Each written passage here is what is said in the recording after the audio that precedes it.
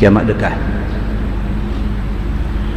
Dalam sebuah hadis riwayat daripada Abi Darda radhiyallahu anhu,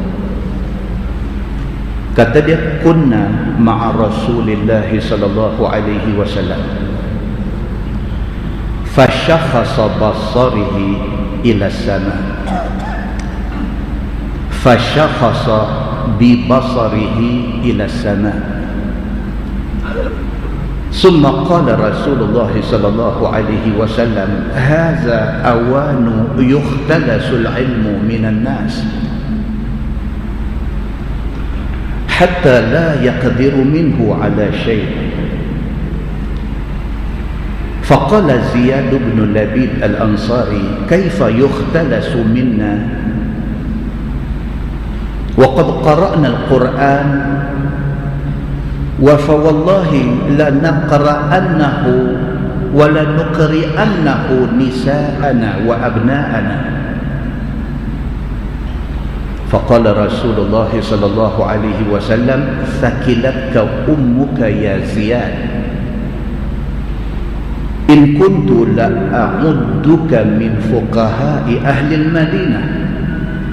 هذه التوراة والإنجيل عند اليهود والنصارى فماذا تغني عنهم؟ قال جبير فلقيت عبادة بن الصامت قلت ألا تسمع إلى ما يقول أخوك أبو الدرداء؟ إن شئت لأحدثنك بأول علم يرتفع من الناس الخشوع. فأخبرته بالذي قال أبو الدرداء فقال صدق أبو الدرداء إن شئت لأحدثنك بأول علم يرفع من الناس الخشوع يوشك أن تدخل مسجد جماعة فلا ترى فيه رجلا خاشعا أو كما قال hadis sahih riwayat At-Tirmizi. Daripada Abi Darda radhiyallahu anhu, dia kata satu hari kami duduk sama dengan Nabi sallallahu alaihi wasallam. Tiba-tiba mata Nabi tengok naik ke langit. Bahasa Arab dia guna perkataan syakhasa. Kalau tuan-tuan tengok dalam hadis cerita tentang saat-saat menjelang mati satu-satu manusia. Di antara tanda-tanda orang tu dekat nak mati, Nabi kata iza syakhasal basar, apabila mata dia tepat tengok ke langit. Itu tanda-tanda orang tua kampung kata memandang. Memandang itu disebut dalam hadis. Dalam hadis yang kita baca ni, kata Abu Darda, dia kata kami beberapa orang sahabat duduk dengan Nabi sallallahu alaihi wasallam. Tiba-tiba fashakhasa bi basarihi ila sama, Nabi mata tengok naik ke atas. Summa qala, kemudian Nabi sallallahu alaihi wasallam bersabda, Nabi kata hadza awanu yukhtalasul ilm minan nas. Nabi kata dah masa dia dah, Allah Subhanahu wa taala nak angkat balik ilmu daripada manusia. Tuan-tuan, Nabi SAW ni dia menjadi tumpuan, dia menjadi fokus kepada semua orang. Sahabat-sahabat Nabi pada zaman Nabi ada bersama dengan mereka, apa Nabi buat, apa Nabi cakap, tingkah laku Nabi, riak muka Nabi, suka tak suka Nabi, menjadi perhatian sahabat semua. Nabi semayang macam mana, Nabi qiyam tangan dia macam mana, Nabi bagi salam macam mana, Nabi rokok jari dia macam mana, rapat ke, renggang ke, Nabi sujud, keadaan jari Nabi macam mana, rapat ke, renggang ke, tapak kaki Nabi macam mana. Semua tu menjadi perhatian para sahabat. Nabi SAW pakai sorban. Sorban Nabi macam mana? Nabi lilit ke? Nabi sebai atas kepala ke? Sorban Nabi ada ekor kadak ke? Sorban Nabi ekor dia panjang mana? Semua tu menjadi perhatian para sahabat Nabi ridwanullah alaihim ajma'in. Maka dalam hadis yang kita baca pada malam ini, apabila sahabat duduk dengan Nabi, tiba-tiba mata Nabi tengok ke atas, itu menjadi perhatian para sahabat semua. Tiba-tiba Nabi kata, haza awan yuhtalasul ilmu minan nas. Nabi kata, sudah time, sudah masa Allah Subhanahu wa taala nak cabut, nak angkat balik ilmu daripada dada-dada manusia, hatta la yaqdiru minhu ala syai'. Nabi kata sehingga kan apabila sudah sampai masa, sudah time Tuhan nak ambil balik ilmu, manusia tak boleh buat apa, beyond manusia punya kontrol. Manusia tidak boleh tahan, tak bagi Tuhan ambil. Bila sampai time, bila sampai masa Tuhan dia nak ambil balik ilmu dia bagi, manusia tak boleh buat apa. Faqala Ziyad bin Labid al-Ansari, satu sahabat yang bernama Ziyad bin Labid al-Ansari, bila Nabi kata macam tu, dia tanya Nabi SAW. Kata dia, kaifa yukhtalasu minna. Dia kata, ya Rasulullah, macam mana cara Allah nak ambil ilmu tu balik? Tuhan nak ambil macam mana? Waqad qara'na al-Quran, sedangkan kami, Ziyad kata, kami para sahabat ni, kami hari-hari, waqad qara'na al-Quran, hari-hari kami baca Quran. Sahabat-sahabat Nabi dulu hari-hari bukan macam kita lepas subuh saja. Sahabat-sahabat dulu hari-hari, maksudnya bila-bila masa Quran duk ada dengan mereka.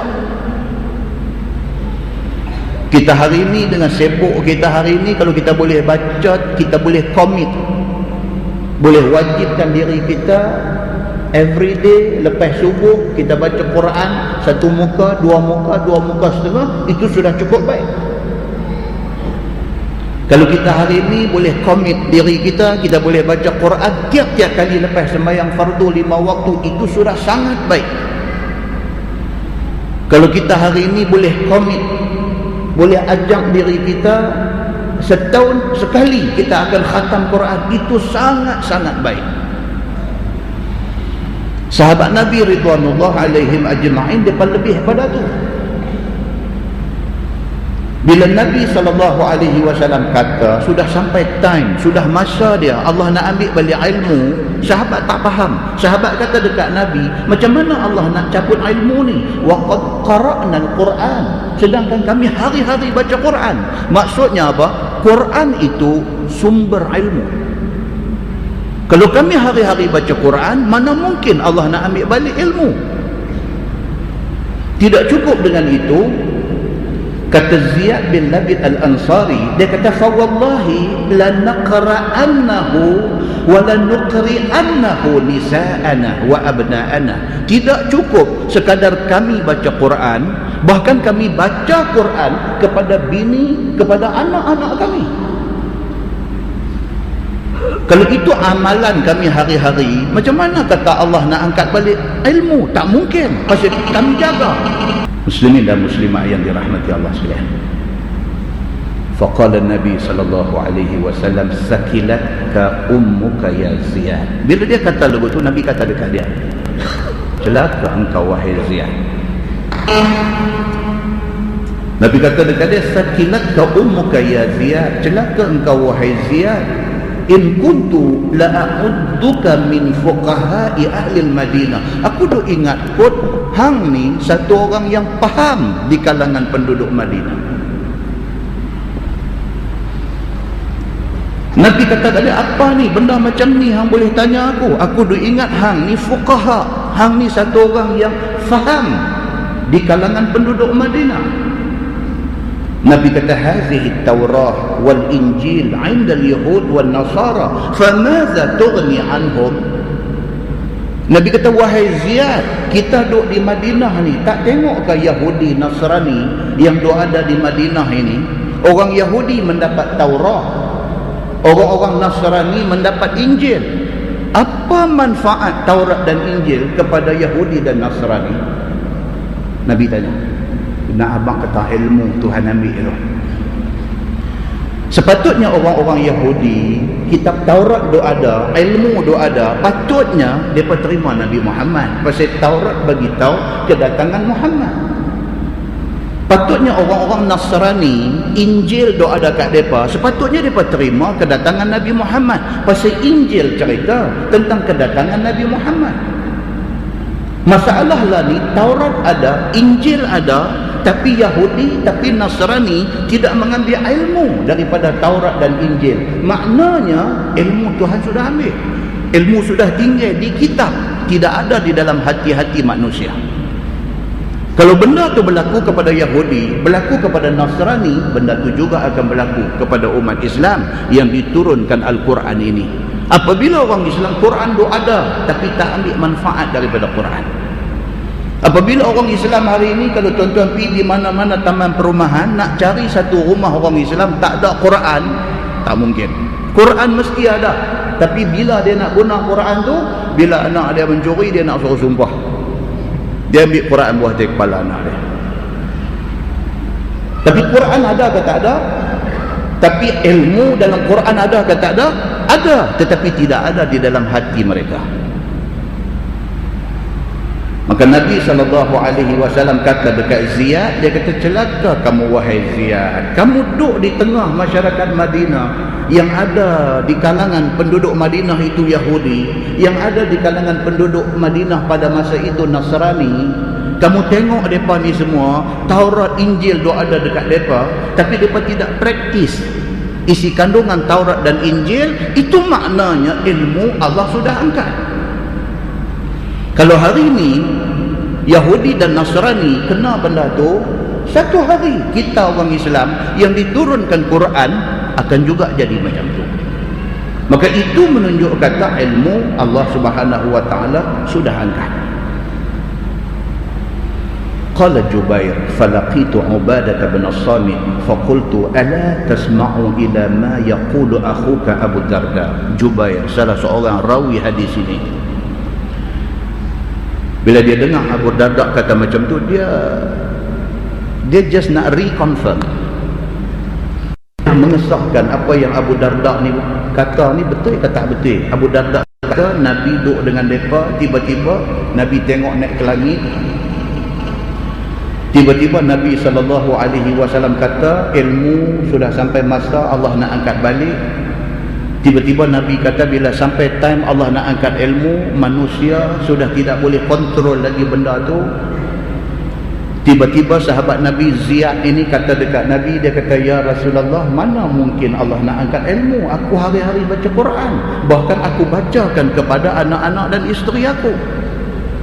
Nabi kata dekat dia, celaka kamu wahai Ziyad, kamu tak tengok ke Yahudi dan Nasrani Allah turun kepada mereka Taurat dan Injil, tapi kandungan Taurat dan Injil tak memberi manfaat kepada mereka? Cerita yang Abu Darda bawa main kepada sahabat-sahabat ni, sahabat-sahabat bukan tak percaya, tapi saja nak confirm balik benda ni. Mereka pergi jumpa lagi satu sahabat Nabi SAW yang bernama Ubadah bin As-Samit. Ini juga sahabat besar. Bila pergi jumpa Ubadah bin Samit, dia cerita balik. Dia kata, ya Ubadah, dia kata, hang ada dengar tak Abu Darda cerita macam ni, macam ni, macam ni? Ubadah bin As-Samit bila dia dengar cerita tu habis, dia kata apa? Sadaqa Abu Darda. Dia kata betul, apa yang Abu Darda kata tu betul. Bukan dia sahaja dengar, aku pun dengar. Cerita fenomena ilmu Tuhan nak ambil balik ni bukan Abu Darda bohong apa, aku pun dengar Nabi kata macam tu. Bahkan kata dia, in syi'ta la uhaddithannaka bi awwali ilmin yurtafa'u minan nas al-khusyu'. Kata Ubadah bin As-Samit, dia kata bahkan kalau boleh aku nak tambah lagi satu hak Nabi kata. Nabi kata ilmu Allah akan angkat balik. Yang pertama daripada ilmu-ilmu yang ada ni, yang Allah akan ambil daripada dada manusia, ialah apa? Al-khusyu'. Yushiku an tadkhula masjid jama'ah fala tara fihi rajulan khashi'an. Nabi kata akan sampai satu masa hang pi satu masjid nak semayang, masuk dalam masjid jemaah dia ada punya ramai, dalam ramai tu hang nak cari seorang yang sembahyang dia khusyuk, tak ada. Nabi kata maknanya mula-mula Tuhan nak ambil ialah khusyuk dalam sembahyang. Tuan-tuan, kita malam ni umur berapa? Ada yang 30, 40, 50, 70, 80 umur. Cuba tanya diri kita, dalam tempoh 70 umur kita ni, pernahkah kita rasa khusyuk dalam sembahyang? Nak cerita pun tak tahu pasal apa, pasal tak pernah rasa. Tak khusyuk tu macam mana? Tak tahu lah, tak pernah rasa. Kalau orang tanya kita, hang pernah makan ke durian musang king? Nah, abang tak tahu lah. Aku biasa makan durian yang musang makan dah ada. Musang king aku tak pernah makan. Dia nak suruh aku cerita sedap musang king, aku tak boleh cerita, aku tak pernah makan. Orang tanya kita, hang pernahkah khusyuk dalam sembahyang? Khusyuk tu macam mana? Pernahkah kita sembahyang ni, kita sembahyang daripada Allahu Akbar tu ayat mata tu turun dekat? Di antara tanda khusyuk, bila takbir Allahu Akbar tu tak ada lain lah melainkan Allah itu sahaja Tuhan Maha Besar dalam hidup kita. Duk kiam tak yang mata tu turun bercucuk, pernah ke? Tak pernah. Kita pernah baca buku, kita pernah baca cerita, kita pernah dengar orang habaq macam mana orang bertaubat, orang menyesal, tapi kita tak pernah feel benda tu, kita tak pernah feel. Macam mana kita nak cerita khusyuk? Macam mana kita nak mengaku kata kita pernah khusyuk di dalam ibadah kita? Sehingga kan Nabi SAW kata apa? Nabi kata akan sampai satu masa, pi satu masjid penuh sesak manusia, nak cari satu orang daripada ramai-ramai itu yang khusyuk di dalam sembahyang mereka, tidak ada. Nabi kata. Muslimin dan muslimat yang dirahmati Allah sekalian.